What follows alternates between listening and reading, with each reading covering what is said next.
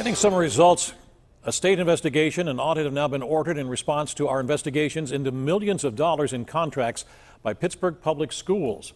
We first told you about Superintendent Anthony Hamlet's unauthorized trip to Cuba. And last night, KDKA investigator Andy Sheehan detailed the spending of millions of dollars in district funds flowing to vendors without competitive bids or competitive review. Now, State Auditor General Eugene D. Pasquale tells Andy he will review all of these contracts to see if public funds have been misspent. We told you how under Pittsburgh School Superintendent Anthony Hamlet, millions of dollars in contracts have been flowing to ed tech companies without competitive bids or identifiable process. Now State Auditor General Eugene D. Pasquale is demanding answers. I want to know specifically, why were these contracts awarded? Why was there no process?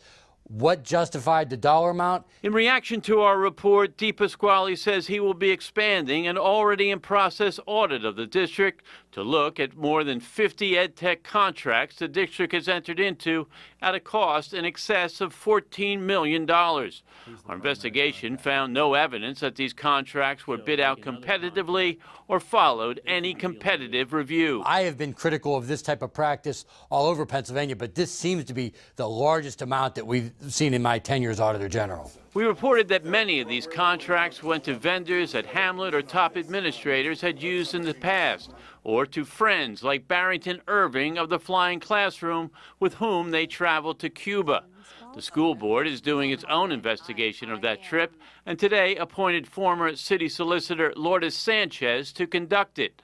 But D. Pasquale wants to see if the district accepted any other free travel or perks from vendors. I don't believe any public official, elected or appointed, should be getting trips paid for by vendors. Teachers and staff told us these technology purchases were hindering rather than helping them educate kids, that they felt snowed under by the sheer number of technological tools that have become a distraction.